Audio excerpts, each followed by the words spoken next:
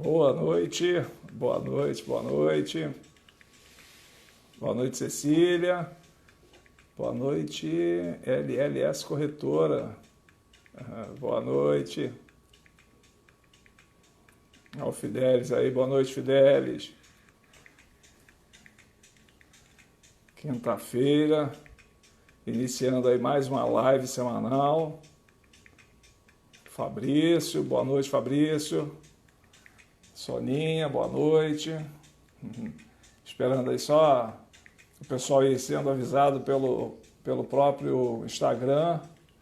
Vou baixar o volume aqui. Frazão, meu amigo Frazão, seja bem-vindo, boa noite. Iniciando aí mais uma live de quinta-feira, uma live semanal. Esperar mais um pouquinho, olha o Paulo aí. Paulo, boa noite também, seja bem-vindo. Iniciando mais uma live, como eu falei, uma live semanal, todas as quintas-feiras, às 21 horas, sempre falando do mercado imobiliário, trazendo novidades, trazendo sempre um convidado especial. Hoje a gente vai ter aí uma live de explodir aí com tanta informação. Então, meu convidado dessa noite é o Fabrício. O Fabrício já está no mercado imobiliário já há muito tempo, tratando de financiamento, crédito imobiliário, mas ele vai falar um pouquinho dele e passar muita informação aí para a gente e vai ser de muita utilidade no dia a dia. Carmen, boa noite, Cláudio. Opa, bem-vindo. Vamos esperar aí mais uns 4 ou 5 minutinhos de praxe para a gente iniciar. Final de semana terminando, quinta-feira, já próximo do final de semana, mas na verdade iniciando aí uma nova semana para os corretores. Essa live de hoje aí promete, hein, gente? Promete. Se preparem, anotem, caderno do lado, caneta, para poder anotar tudo, tirar as dúvidas. Eu, dentro do possível, eu vou lendo as perguntas. E eu tenho certeza que o Fabrício vai ajudar muito aí, trazendo informação para a gente, trazendo bastante conhecimento aí, dicas importantes para quem no dia a dia mexe com financiamento, atende os clientes e tem que passar as informações e tem que estar afiado.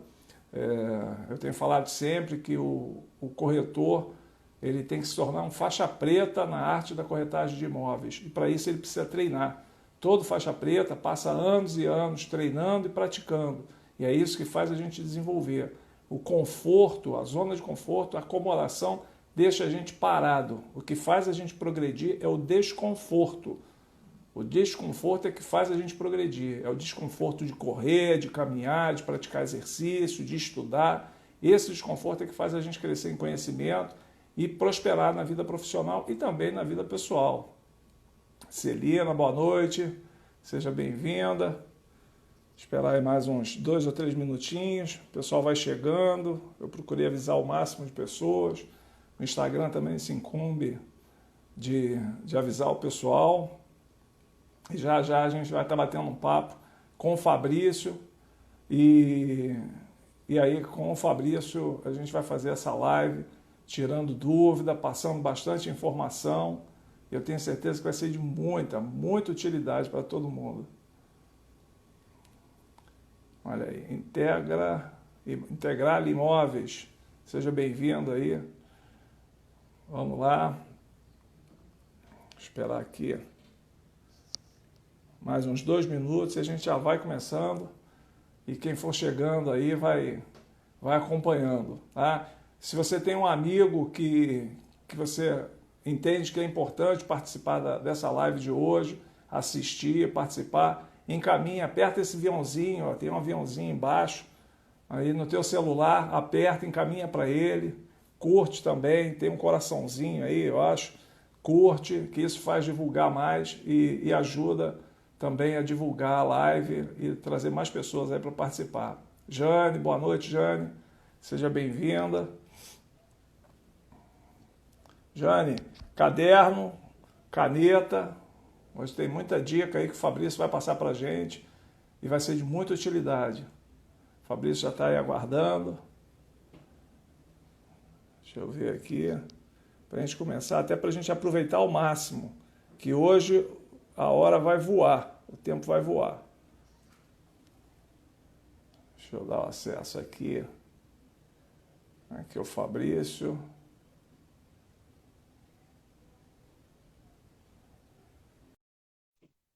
Vamos lá. Já já o Fabrício vai entrar. Olha ele aí. E aí, Fabrício, boa noite. Tudo bom, Serafim? Tudo jóia, sim. Que bom, prazer ter você aqui nessa nossa live. Toda semana a gente tem a nossa live às quintas-feiras, sempre com assuntos importantes, convidados importantes, e não podia você deixar de participar dessa live. É um prazer. Obrigado por você participar, trazer o teu conhecimento aí. Você que é um dos faixa-pretas aí no crédito, no financiamento imobiliário, já tem uma longa estrada. Como é que você está? Tudo bem? Tudo bom, Serafim? Obrigado aí pelo convite. Feliz aí de estar participando com vocês e poder bater um papo e a gente evoluir um pouquinho e falar aí sobre o crédito imobiliário, que é uma paixão que eu tenho e já vai de muito tempo. Então, eu estou à sua Que disposição e à legal. disposição de todo mundo aí para a gente bater um papo e seguir em frente. Ah, bacana, bacana. Então, iniciando, Fabrício, fala um pouquinho aí da tua história, da tua trajetória, da tua experiência. Fala um pouquinho de você, do teu conhecimento. Então, Serafim, a minha vida com crédito imobiliário já começou um tempinho atrás, há bastante tempo atrás, na verdade. Eu venho de banco. Foram 15 anos dedicados a banco e eu já tive do outro lado da bancada e trabalhei no antigo Unibanco, que depois virou Itaú, e boa parte desse tempo foi na crédito imobiliário. Lá a gente tratou do repasse imobiliário, atendendo as imobiliárias, atendendo as construtoras. Foi um tempo de aprendizado, de uma época em que os bancos começavam a querer olhar para o crédito imobiliário não só para cumprir uma exigência do governo, mas também com o anseio de trazer novos clientes. Então foi um momento em que o banco descobria que o crédito imobiliário poderia ser um bom negócio, né? Depois desse Uhum. aprendizado, depois de muitos anos dedicado a isso, eu entendi que era o momento de mudar um pouquinho de lado e vir para cá e vir para esse lado e aí buscar. E aí eu abri a minha primeira assessoria. Trabalho há algum tempo já com a assessoria, na verdade 10 anos, e hoje eu sou sócio-diretor da Up3, que é uma assessoria que junta a experiência de 3 pessoas do mercado, muito com muita experiência, né? Os meus 2 sócios que trabalham já estão nesse negócio comigo há bastante tempo, o Cláudio e o Ângelo, que são grandes amigos, mas acima de tudo, pessoas muito competentes nesse negócio que me ajudaram a entender e evoluir nesse negócio de crédito imobiliário, né? Então a gente já está Uhum. aí há bastante tempo junto, atendendo as demandas de construtoras, de imobiliários, do cliente pessoa física, né? A gente entende, e o bacana, Serafim, do entendimento do meu negócio hoje disponibilidade. A gente está sempre falando em disponibilidade, a gente sabe que venda é uma coisa muito importante, que o crédito imobiliário acompanhe a disponibilidade que é necessária para a venda, né?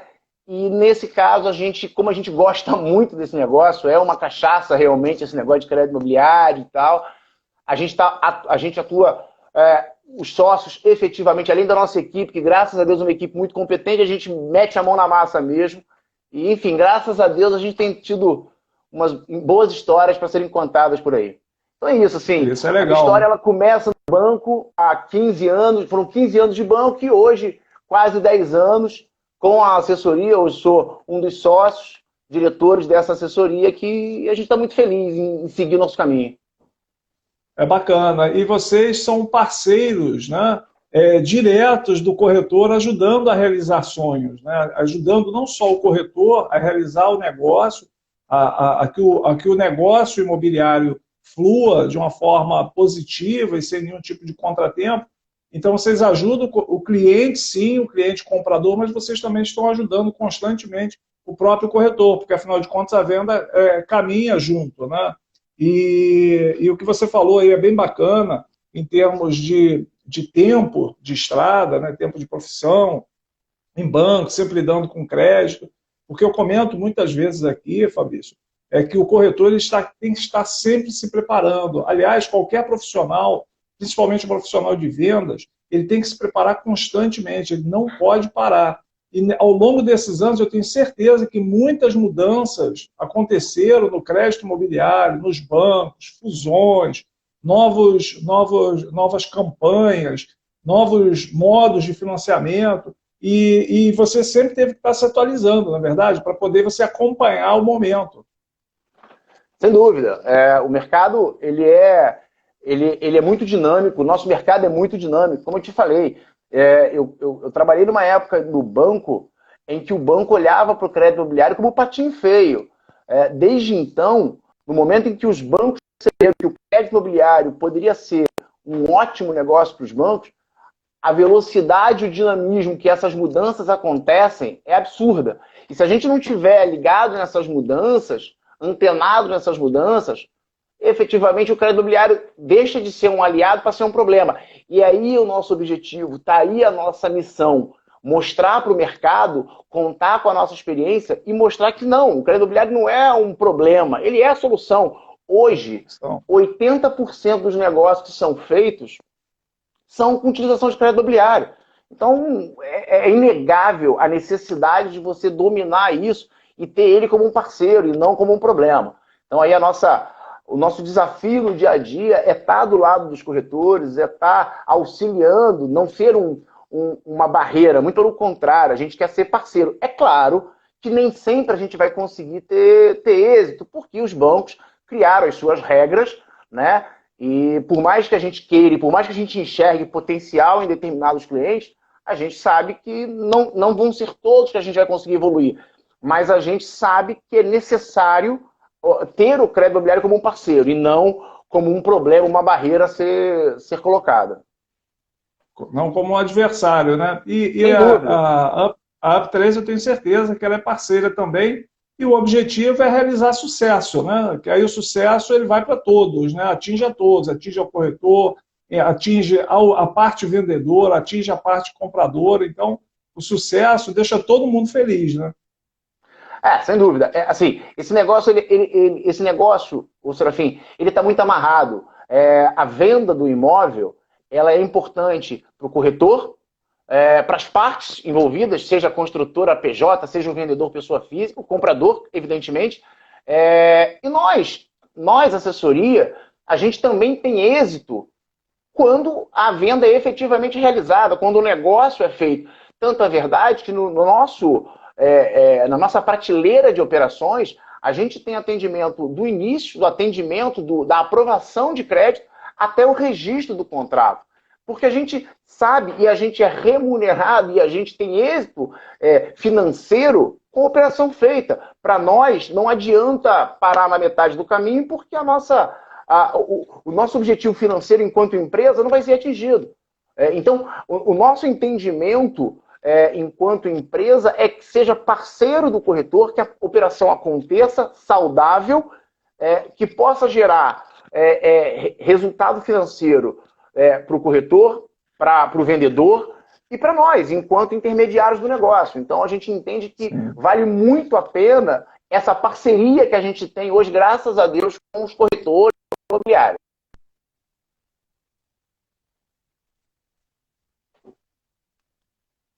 Serafim? Oi, tinha congelado aí, mas voltou. Voltou? Tá me vendo?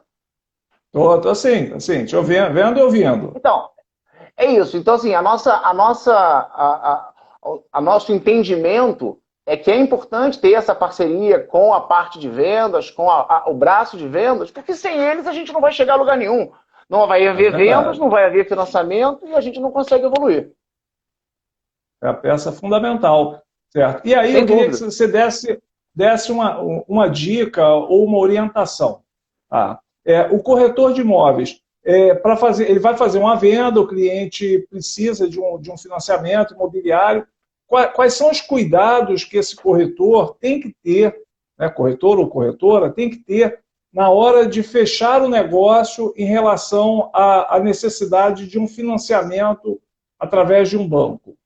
Quais são os cuidados principais? O que o corretor ele tem que estar atento para não deixar passar nada despercebido que possa depois atrapalhar na hora de um financiamento? Bom, vamos lá.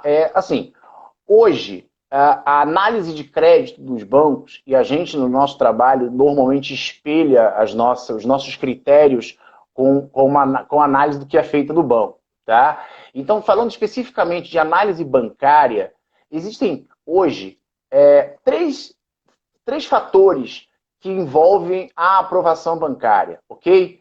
Um é o rating bancário. Né? E aí é uma coisa que a gente não tem gestão. Na verdade, isso é uma pontuação que os bancos criam para cada cliente e, com base nisso, esse cliente é melhor ou pior avaliado em cada banco. Hoje, todos os bancos trabalham dessa forma. Seja para aprovar... E essa pontuação... Desculpa, eu te cortei. E essa aprovação, ela varia de banco para banco? Sim, sim. Cada banco tem o seu critério, são parecidos, mas é uma caixa preta, isso não é divulgado para o mercado, evidentemente, porque se isso é feito, o mercado pode trabalhar de acordo com essas informações. O fato é assim, normalmente, os bancos têm a sua avaliação de rating interno do histórico do cliente. Isso é uma coisa que hoje todos os bancos usam. Uma outra coisa que aí já entrando nessa parte de dica é o cadastro do cliente. É muito importante, quando a gente recebe uma documentação, Serafim, para a gente aprovar nos bancos, coisas que parecem desnecessárias são fundamentais no cadastro do cliente. A data de admissão daquele cliente, a data de emissão do documento daquele cliente. Então, sempre que a gente tem as fichas cadastrais das empresas, das imobiliárias, é muito importante que essa ficha venha devidamente preenchida, porque na hora que eu repasso ela para o banco, eu vou, evidentemente, tirar as informações do cliente dali. E essas informações são muito importantes para a gente. Tá? Parece... não, mas às vezes não é raro a gente receber uma ficha preenchida com detalhes que a priori não seriam importantes, mas são. Né? Então, o preenchimento dessa ficha é bacana e, claro, a documentação do cliente. E qual é essa documentação, Serafim? É a identidade, CPF, o estado civil, documento de residência do cliente e o mais importante, quando a gente está avaliando capacidade de pagamento, é a documentação de renda do cliente. Ok? Então, hoje, o banco, quando ele recebe uma análise de crédito, ele faz uma avaliação de crédito, ele está olhando o cadastro daquele cliente, e o que compõe o cadastro são as informações que a gente vai imputar no sistema, as restrições que aquele cliente pode ter no mercado, comprometimento Bacen, comprometimento de restrição em qualquer dos bancos, e, como eu já disse, o rating bancário, que também compõe essa análise de crédito do banco. Então, o que eu poderia dar de dica para o corretor ou para a corretora que está com um cliente e vai mandar essa análise de documentação para qualquer banco, e aí eu não estou falando de um ou de dois bancos, eu estou generalizando. Todos os bancos fazem dessa forma. O mais importante é ter o cadastro desse cliente através da ficha devidamente preenchido, a documentação completa, o mais completa possível, né, para que a gente possa, evidentemente, ou para o próprio cliente possa encaminhar para o banco e ter êxito na sua aprovação. Certo. Até a ficha socioeconômica, a ficha cadastral, realmente ela é muito importante porque você concentra todas as informações necessárias num documento só, que é a ficha socioeconômica ou a ficha cadastral. Não precisa você pegar a identidade, pegar o CPF, pegar o comprovante de endereço, você concentra tudo, e isso realmente facilita bastante. E às vezes é um detalhe simples, né? Ou seja um CEP, ou uma data, às vezes, de nascimento, ou até um estado civil mais específico, que muitas vezes o corretor ele deixa passar despercebido e, na hora, acaba atrasando uma análise de crédito, né? Uma aprovação de banco. Sem dúvida, sem dúvida. Essa ficha proposta, ela traz esse... Eu vou te dar um exemplo, aí eu vou exemplificar bancos, tá? A Caixa Econômica Federal é o principal banco, né, conhecido do mercado de financiamento. Nesse banco especificamente, Serafim, uma informação que não é colocada em sistema, o sistema não evolui e a gente não consegue dar o quê? Velocidade na nossa análise de crédito, porque a gente sabe que velocidade é um ponto muito importante para o corretor, para a venda acontecer, né? A gente sabe que venda hoje é emoção e velocidade. Então a gente está na parte de tentar fazer essa velocidade acontecer. É claro que nem sempre a gente vai conseguir.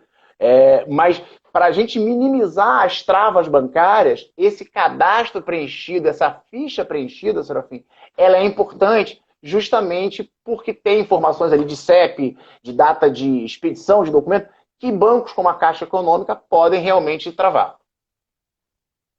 Verdade. E eu digo sempre que o travesseiro do cliente é inimigo do corretor, porque quanto mais tempo se leva para fazer essa venda, né, concretizar essa venda, dar entrada com a documentação num banco, ou assinar um contrato, um sinal em princípio de pagamento, quanto mais tempo se leva, a emoção, é o que você falou, a venda é emoção. Então a emoção vai diminuindo e sempre tem a possibilidade de entrar um terceiro dando opinião. E dependendo de quem for esse terceiro, pode ter um peso sim que pode derrubar a venda. Então, pessoal, fica a dica do Fabrício aí, ó, ficha cadastral completa, documentação completa, não tenham receio com a educação de pedir ao cliente, é importante, expliquem e façam ele entender que isso é importante, porque muitas vezes eu percebo, e os corretores comentam comigo, que às vezes o cliente se sente desconfortável em entregar uma documentação onde ele, principalmente a renda, no Brasil existe isso, né? A questão de demonstrar a renda, mostrar a renda, comprovar a renda, muitas vezes o cliente fica com receio, acha que está sendo devassado e reclama, mas o corretor, com cuidado, com jeito, com profissionalismo, precisa explicar ao cliente que essa documentação é importante, que ninguém tem interesse em saber a renda dele, pura e simplesmente para querer saber. E sim, é importante para poder comprovar junto ao banco a capacidade financeira dele, ou a uma construtora, por exemplo, a capacidade financeira para ter um contrato aprovado, uma venda aprovada. É verdade, Fabrício? Sem dúvida, sem dúvida. A gente eventualmente vê essas situações em que o cliente se incomoda em apresentar a capacidade, os documentos de renda. Mas assim, essa documentação, Serafim, ela está sendo encaminhada para o banco. E o banco, ele é muito frio na sua análise. Para ele gerar o crédito para o cliente, ele vai precisar saber se aquele cliente tem capacidade de crédito para aquilo que ele se propõe. Então assim, infelizmente, e não há nenhum mal em você solicitar ao cliente o contra-cheque dele, o imposto de renda dele, porque o banco vai solicitar. E aí eu queria pegar um gancho e aí colocar uma dica importante, que isso é uma discussão que a gente tem no mercado, e aí falando do tipo de renda, porque veja, Serafim, quando a pessoa tem contra-cheque, é tudo mais fácil, porque é uma renda formal, é isso que os bancos mais gostam. Mas onde é que é a nossa dificuldade? E no Rio de Janeiro hoje é muito comum, é a informalidade. Hoje nós temos um percentual muito grande dos trabalhadores que são informais. Infelizmente, isso é um problema e a gente tem que trabalhar com isso. Então, o que eu daria de dica quando o profissional ou o cliente não tem a renda formal, não tem o contra-cheque? É fundamental juntar os extratos bancários desse cliente com o imposto de renda do cliente. Para muitos bancos, já de saída, isso é uma barreira, isso é inegável, mas quando a gente junta o extrato bancário do cliente e o IR do cliente, a gente consegue eventualmente ter sucesso na aprovação, porque o banco vai levar em consideração o que está declarado no imposto de renda e também no IR. Uma coisa sem o outro é mais complicado, principalmente se a gente está falando de uma atividade informal, percebe? Então o que eu posso dizer é que, para a gente ter mais êxito nesses casos, de cliente que não tem o contra-cheque, é importante que eles juntem os extratos bancários, os 3 ou 6 últimos meses de movimentação na pessoa física e o imposto de renda.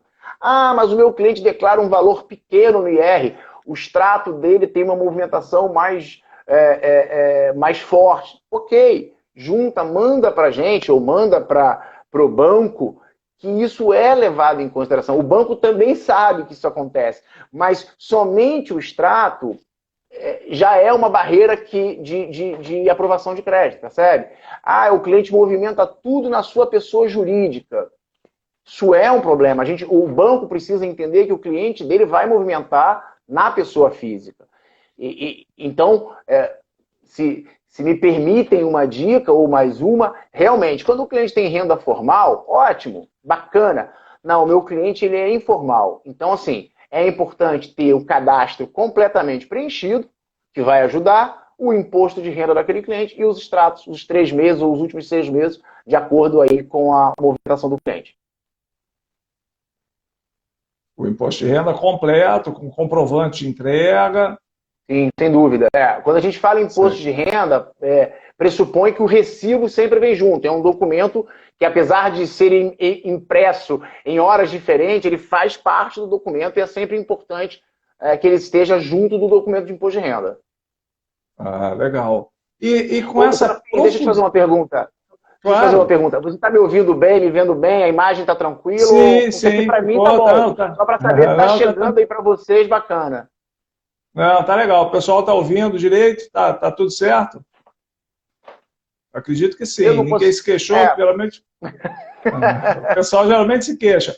Alguém tem alguma dúvida? O pessoal tem alguma dúvida, alguma pergunta específica? Vamos aproveitar a presença aí do Fabrício, o conhecimento dele. Ele trabalha diretamente com financiamento imobiliário, ele trabalha diretamente com crédito imobiliário e está aqui para ajudar a gente. Anotem essas dicas, anotem essas informações, porque parece que não. A gente conversa aqui, bate um papo, é um papo descontraído, sempre procurando levar conhecimento, informação, ajudando o corretor a tirar dúvidas. Então anotem, porque na hora H, olha, aqui, CMS, aí só não falou o nome, pergunta aqui se o banco financia as despesas. Explica um pouquinho para a gente, Fabrício. Bom ponto, boa pergunta. Os bancos, de uma maneira geral, financiam as despesas, sim.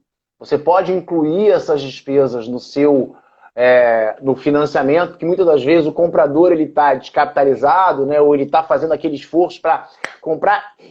E aí é um ponto muito importante. Quando você compra um imóvel, né, você não tem só a despesa do ato, né, do sinal. Você precisa pensar que você vai ter que lá na frente pagar o ITBI de transferência, o registro. E às vezes o cliente não está preparado para esse tipo de despesa. E aí os bancos, evidentemente, criaram, dentro do financiamento bancário, ou somado ao financiamento bancário, você consegue financiar as despesas, essas despesas, junto com o financiamento. O que é importante frisar é que, dependendo do banco, você tem esse crédito relacionado às suas despesas depositado na sua conta quase que movimento seguinte à assinatura do contrato, ok? E tem alguns bancos que fazem o pagamento dessa despesa ou inclui essas despesas a título de reembolso. Isso é, ao fim do contrato registrado, no momento em que o vendedor recebe a parte do financiamento, é pago a este comprador a título de reembolso, porque pressupõe que ele já teve a despesa paga, esse valor. E assim, o interessante nesse contexto é que o valor é um empréstimo que ele pega com o banco somado ao financiamento, mas é um empréstimo com taxa de juros de financiamento, que ele não vai ter em lugar nenhum. Então, assim, é importante, isso é possível. E assim, dependendo do banco, ele já recebe logo após a assinatura e, dependendo do banco, ele recebe após o registro do contrato. Mas, em ambos os casos, partindo do princípio que o cliente tem ciência que ele vai ter essas despesas, é um bom negócio, na minha modesta opinião, ele não se programou para essas despesas ou se ele se programou e vai ficar descapitalizado por um período. Então, a gente entende que é uma boa.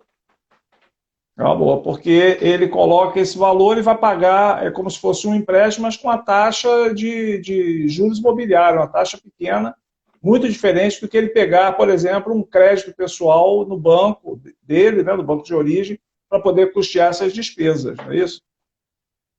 Sim, sem dúvida. Quer dizer, ele normalmente ele vai pegar esse valor que se ele fizesse esse empréstimo tradicionalmente, se ele não tivesse esperando e tivesse que buscar esse recurso no banco, ele pagaria uma taxa infinitamente maior de taxa de empréstimo. Maior.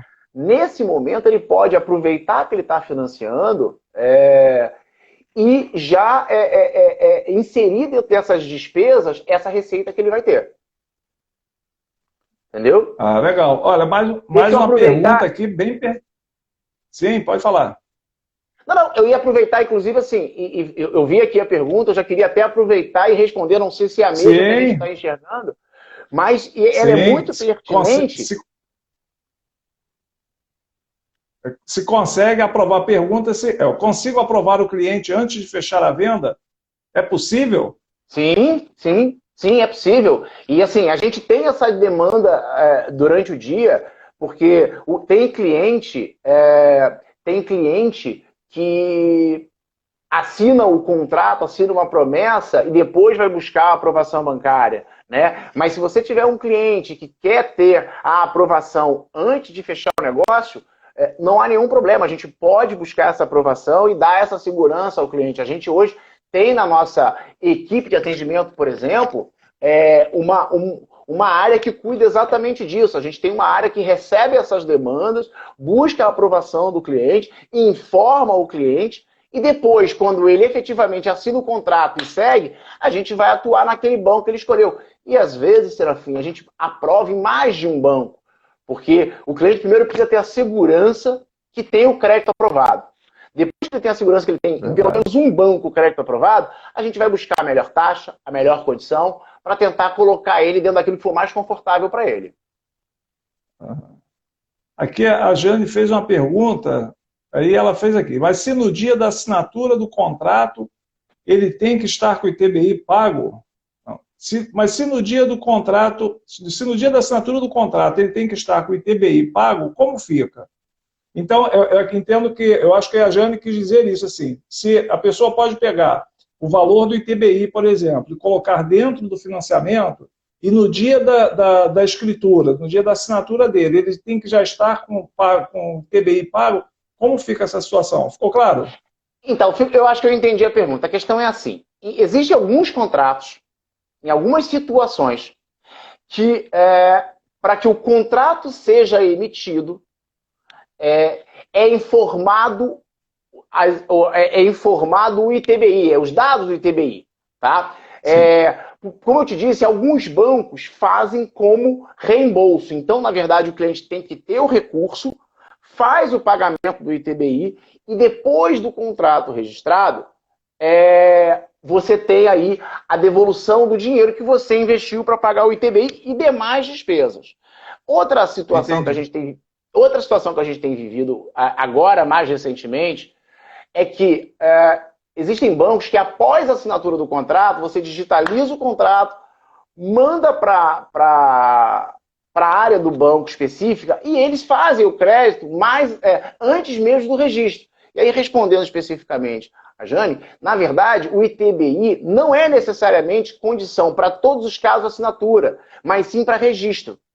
Então, para dar entrada no registro, eu preciso ter o ITBI. Mas não necessariamente eu preciso ter o ITBI pago para assinatura de contrato. Principalmente os contratos dentro do SBPE ou do SFH, que são aqueles que a gente normalmente faz. Tá? Então, assim, é sine qua non o ITBI para registrar o contrato, não para emissão do contrato. Percebe? O que pode acontecer é que em alguns negócios as partes entendam que só assinariam se apresentar o ITBI. Então, vai de cada caso. O fato eu tenho bancos que me devolvem, me restituem esse valor investido após o registro.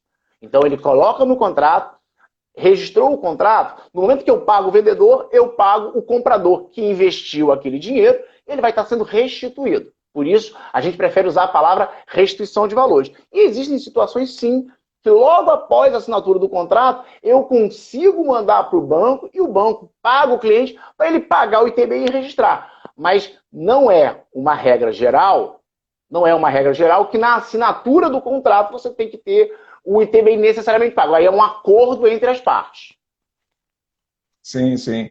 É, porque alguns bancos, pelo que eu entendo, a grande maioria, o gerente do banco, talvez até por receio de ter algum problema mais à frente, exige que seja recolhido o ITBI para poder ser assinado o contrato. Mas, pelo que você está me falando, o cliente, ele antecipa, vamos dizer que ele pague R$ 10.000, ele antecipa, paga, e depois que ele registra o contrato, o banco restitui esse valor a ele dos 10 mil. Seria mais ou menos isso?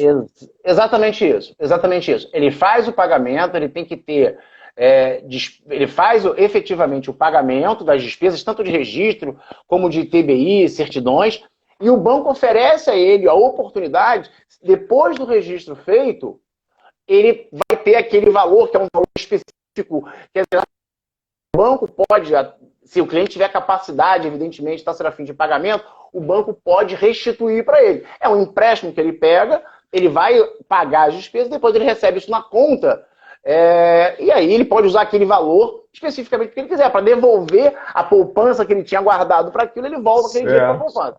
Entendeu? Sim, E até pegando até um gancho, teve um questionamento, os dados do ITBI necessariamente não vão ser colocados como exigência em determinados contratos do banco. E se forem, pode ser feito a posteriori uma ressalva no contrato informando. Caso o RGI peça que conste no contrato os dados de determinado ITBI, a gente pode efetivamente depois fazer a ressalva no contrato. Quando eu apresento ele, não tem essas informações, mas eu posso ressalvar depois, não tem problema nenhum. O fato é, o ITBI, ele tem que constar para registro de contrato, não necessariamente para assinatura do contrato. Essa parte normalmente resolvida entre as partes de vendedor e comprador. Olha, mais uma pergunta aí. Posso usar o fundo de garantia para pagar a entrada da compra? Então, estando dentro das regras do fundo de garantia, se o cliente atender todas as expectativas, todas as exigências, né, da Caixa Econômica em relação ao FGTS, você pode sim utilizar aquilo. Na verdade, claro que vai depender de um acordo entre vendedores e compradores, mas sim, você pode usar o FGTS junto com o financiamento. Então, você, de repente, se você já tem um ato definido, você vai poder financiar menos. Se você não tem um ato total, você pode usar o FGTS e aí financiar menos e encaixar a operação. Então, assim, você sim pode usar o FGTS junto com o financiamento, claro, desde que você esteja enquadrado dentro das regras de financiamento, de fundo de garantia. Entendi. Certo. E essas regras, até porque eu sei que vão ser muitas perguntas e a gente sempre tem dúvida, porque sempre há casos diferenciados para a gente analisar. Existe algum site, ou que seja da Caixa, ou de algum banco, algum site, Fabrício, específico que trate desse assunto de informações sobre como utilizar o fundo de garantia? Seria, por exemplo, o site da Caixa Econômica? Ou algum outro site onde o corretor possa ir lá e estudar isso, porque é muito importante. O próprio site da Caixa Econômica tem um caminho dentro do próprio site da Caixa Econômica, especificamente falando do fundo de garantia, tá? E nesse acesso ao site da Caixa, ele consegue ter as regras básicas. Aliás, na verdade, dentro desse site, ele consegue ter todas as regras de utilização do fundo de garantia. O que eu poderia dizer para você, Serafim, e para todos que nos assistem, é que as regras principais do fundo de garantia, que são aquelas que normalmente pegam o cliente e não deixam ele utilizar, não pode ter financiamento em lugar nenhum no Brasil, não pode ter imóvel na cidade onde ele pretende comprar o imóvel ou em municípios que façam um limite com essa cidade. Ele especificamente tem que trabalhar naquela cidade em que ele está comprando o imóvel. Então, ele precisa comprovar a residência nessa cidade, não ter imóvel nessa cidade, nem limite dessa cidade, que a gente chama de limítrofe, ou não pode ter financiamento em nenhum lugar do Brasil. Essas são as principais regras. Agora, claro, se o corretor entrar no site da Caixa Econômica, no item FGTS, ele vai ter lá a lista de todas as exigências, porque você tem algumas que são específicas e pontuais. Mas, em linhas gerais, é mais ou menos por aí. Ah, bom, legal. Então, pessoal, entrem lá no site da Caixa Econômica, procurem lá informação sobre fundo de garantia, estudem, leiam, porque tem muita informação ali e que vai ajudar. Às vezes são dúvidas simples e que todos nós, no dia a dia, às vezes nos deparamos e a gente fica com dúvida. Por exemplo, eu vou colocar agora aqui uma pergunta para o Fabrício. Fabrício, é um casal, ok? Antes dessa união, a esposa havia comprado um imóvel e depois eles se casaram. E hoje eles querem comprar um imóvel e ele precisa usar o fundo de garantia. É possível? Vamos lá. Antes do casamento, a esposa comprou o imóvel. Eles estão Isso, comprando um imóvel hoje e ele quer usar o fundo de garantia dele. A priori isso. não tem problema. Se esse for o único impedimento, se ela comprou o imóvel antes da realização do casamento, e se o casamento foi comunhão parcial de bens, que a maioria hoje é A realizado nesse, maioria, não vai ter problema. sim. Ele pode usar. Ela não poderia se ela ainda tivesse algum fundo a ser utilizado. Mas ele sim. Ele só não vai poder utilizar se ela teve esse imóvel posterior ao casamento. Então, não, eu tenho um imóvel, mas eu tenho só esse imóvel, foi antes de eu casar. O cônjuge que não tem o imóvel vai poder usar o fundo de garantia dele sim. Certo. Não, bacana. Entende? E com tanta modalidade que existe de financiamento, de possibilidade de financiamento, os bancos, cada hora um banco vem com uma novidade, atraindo o cliente. É claro que todos os bancos eles ficam querendo seduzir o cliente comprador porque para fazer o financiamento com ele, né, com esse determinado banco, porque vai ser um relacionamento aí para 25, 30, 35 anos. Né? E nessa onda de bancos aí oferecendo, qual banco ou quais os bancos que você acha que são mais indicados, as oportunidades que cada um oferece? Você pode passar alguma informação para a gente? Claro que sim. Eu só queria antes, Serafim, para não deixar, eu não sei se passou alguma pergunta e a gente não respondeu, mas eu vi Eu não uma ali sei, que deixa eu ver aqui. eu vi uma relacionada a desconto de primeira aquisição. Eu não É, vi quem fez tá a aqui, ó. pergunta. Ó, se o cliente já teve imóvel, mas sem financiamento, terá direito a desconto no RGI? Repetindo, se o É, cliente já teve imóvel, mas sem financiamento, terá direito a desconto no RGI? na verdade, assim, imóvel para desconto é desconto de primeiro imóvel e não da forma como foi adquirido esse imóvel, percebe? Então, quando a gente vai buscar o desconto de primeira aquisição, que é um belo desconto, diga-se de passagem, o cartório exige que a gente retire dois tipos de certidões, distribuidores de cada comarca, que vão indicar se esse cliente, de fato, é o primeiro imóvel dele.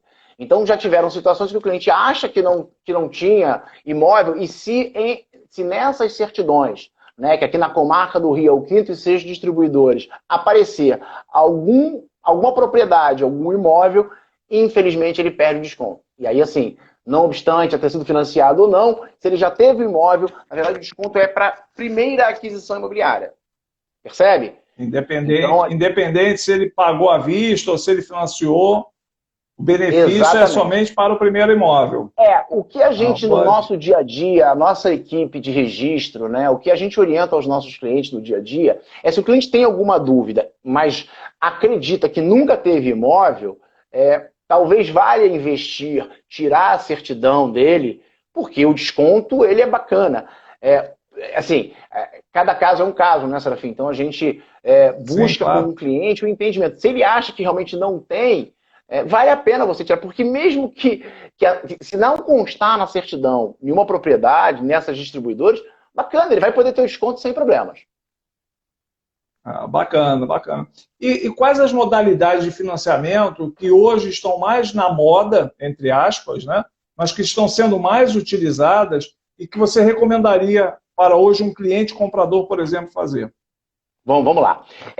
Financiamento, hoje, eu vou me ater aos principais bancos, principais players hoje de financiamento bancário, né, que são, além da Caixa Econômica, os bancos privados, né, o Itaú, o Santander, o Bradesco, tá? O Banco do Brasil também tem aí a sua carteira de financiamento imobiliário, mas ela não é tão utilizada como a Caixa e os bancos privados, 3 principais bancos privados. Tá? E aí, falando desses principais players, o brasileiro, e dada aí a situação econômica que a gente vive e outras situações políticas que interferem na situação econômica, a gente é muito conservador.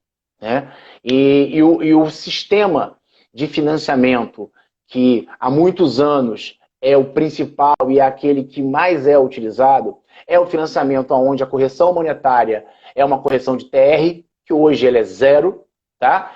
E o sistema de amortização, como a minha prestação ela é amortizada, é o chamado saque. Existem algumas outras utilizações, algumas outras modalidades, e eu queria falar especificamente de 2.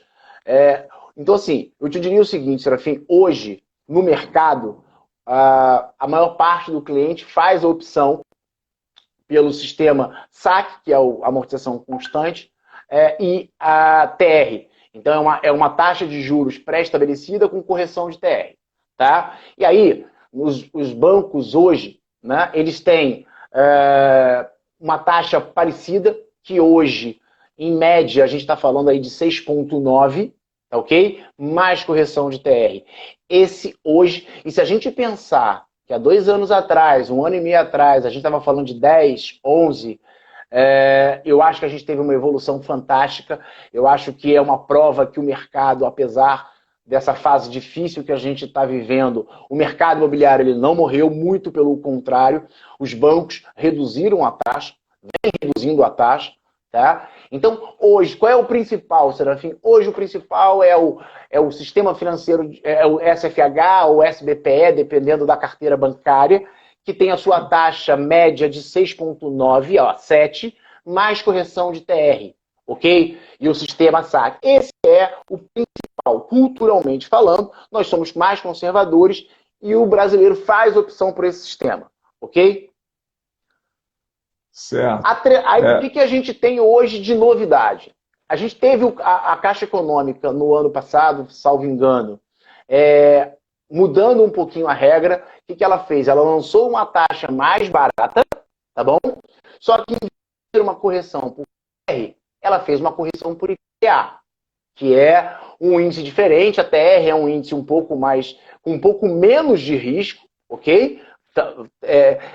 Verdade que hoje, por exemplo, é 0, e você tem o IPCA, que ele pode variar. E aí, Fabrício, mas e para quem é esse IPCA? A quem o meu corretor, a quem o corretor deve indicar esse IPCA? Na minha visão, o IPCA ele é bacana para aquele, primeiro, que conhece que há uma variação, que não é uma taxa que vai ser fixa, porque a taxa ela pode ser fixa, mas a correção monetária vai ter o IPCA que pode variar de acordo com o tempo. Ele tem que estar preparado para essas situações. Então, aquele cliente que pretende, por exemplo, fazer um financiamento em tempo curto, o risco dele, por ser um tempo curto, da variação do IPCA, Serafim, diminui. Né? Então, aquele cliente que pretende fazer um financiamento e quitar rapidamente, o IPCA é uma opção interessante. Por quê? A gente está falando de uma taxa menor de juros. Ok? Isso a curto prazo. Eu entendo que o IPCA ele se torna vantajoso no curto prazo. E por que no curto prazo, Serafim? Porque se você faz um financiamento utilizando o IPCA no longo prazo, você vai ficar no longo prazo dormindo preocupado como é que você acorda no dia seguinte, como é que o IPCA vai estar. No curto prazo, se você tem uma visão que em breve você quita, esse prazo que você sofre, aspas, é menor. E aí vale a pena porque o IPCA hoje ele está numa taxa interessante. Se você está falando de um longo prazo, 30 anos, 25 anos, Serafim, a gente vive num país instável economicamente, instável politicamente, e isso pode variar de uma maneira que faça que a sua prestação suba mais do que você previa. Ok? Certo. Seria o quê? Um curto prazo seria o quê? 5 anos? Seriam 3 ou 5 anos? Desculpa, eu não te ouvi. Pode repetir? Falhou. O curto prazo, você diria o quê? 3 ou 5 anos? Então, é uma pergunta, eu diria quase que subjetiva. Eu entendo que vão ter compradores que vão querer apostar que o IPCA não vai subir dessa forma e acham que 10 anos é um curto prazo, tá, Serafim? A minha opinião pessoal é que 5 a 7 anos, limitando a 7 anos, é o prazo que eu, Fabrício, mas eu posso estar equivocado, a gente vai depender de como essa flutuação do IPCA vai acontecer nos próximos meses, nos próximos anos. Sim. Mas não deixa de ser uma opção, Serafim. Eu acho que o importante é que os bancos se mexeram, nesse caso do IPCA, especificamente a Caixa Econômica, lançou essa linha de crédito que faz com que o cliente, primeiro, nesse primeiro momento que o IPCA está baixo, consiga uma taxa de juros mais baixa e, por consequência, uma aprovação maior, dependendo da renda do cliente, percebe? Porque isso pode ser um impacto. Se você tem uma taxa de 10, você aprova X. Se você tem uma taxa de 7, você aprova X mais alguma coisa. Entende? Sim, sim, claro. Mas a modalidade mais utilizada é o saque. A modalidade mais utilizada hoje pelos bancos, até pela nossa cultura e pelo histórico que a gente tem, é a modalidade de financiamento com taxas fixas com correção de TR, tá bom? Então, o saque é a forma como eu vou pagando como eu amortizo o meu saldo devedor. Tá? Então, hoje, tradicionalmente, o brasileiro faz opção por taxa fixa mais correção de TR. E o sistema de amortização utilizado é o saque, que é aquele que faz com que você, todo mês, enxergue que a sua prestação diminui um pouquinho e o seu saldo diminui um pouquinho. Entendi, tá? Entendi. E aí, vamos responder essa... Você quer responder essa? Pode seguir. Então, só porque eu vi aqui um texto grande, rapidamente aqui a gente responder. Olha, minha cliente comprou o imóvel antes de casar. Agora, já casada, eles adquiriram um imóvel comigo. Eles têm esse desconto do RGI pelo fato do marido dela não ter imóvel ainda no nome dele? Não, se ambos compraram juntos este segundo imóvel, quando eu puxar o quinto distribuidor ou o sexto distribuidor dessa cliente que já tinha um imóvel, vai ter o imóvel e qualquer um dos compradores que tenha o distribuidor aparecendo um imóvel, infelizmente, não vai ter desconto. Ok? Ok. Olha, o tempo voou, Fabrício. Alguém tem mais alguma pergunta rápida? Antes, eu queria só completar, claro. Eu acho importante. Você falou de novidades e a gente tem que falar da mais novidade que a gente tem no mercado, só uma leve pincelada. Que falando de taxa, falando de modalidade de financiamento, o Itaú acabou de lançar, na verdade eu não sei nem se já está nas mídias, se isso foi hoje, ontem, mas nós já recebemos uma taxa de juros, um modelo de financiamento diferenciado. Tá? Eles criaram uma taxa de juros pequenininha, que 3,99, tá bom? Só que em vez de ser correção por TR, esses juros vai ser 3,99 mais variação de poupança. Então é uma novidade que a gente vai estar trazendo aí para os nossos clientes, que o mercado vai começar a ouvir falar muito. Já começou a ouvir falar ontem, hoje, tá um burburinho no mercado, então eu dou um conselho aí para a turma, dá uma pesquisada, se quiser entrar em contato com a nossa empresa e pesquisar a respeito das taxas, a gente está super à disposição de vocês. O Itaú acabou de lançar, o mais importante é que a taxa é pequena. Então, para vocês terem uma ideia, hoje, essa taxa que o Itaú está fazendo, a prestação hoje está em 5,39. Então, a gente está falando de uma taxa de juros de 5,39.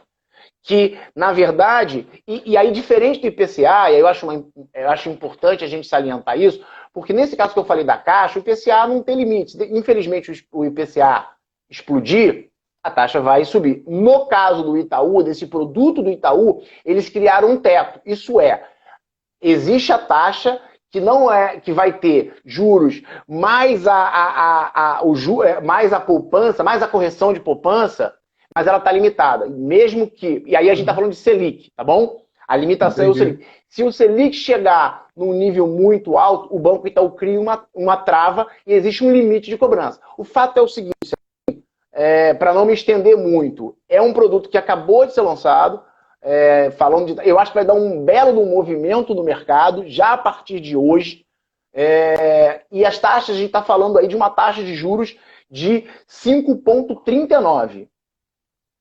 Poxa, muito bom.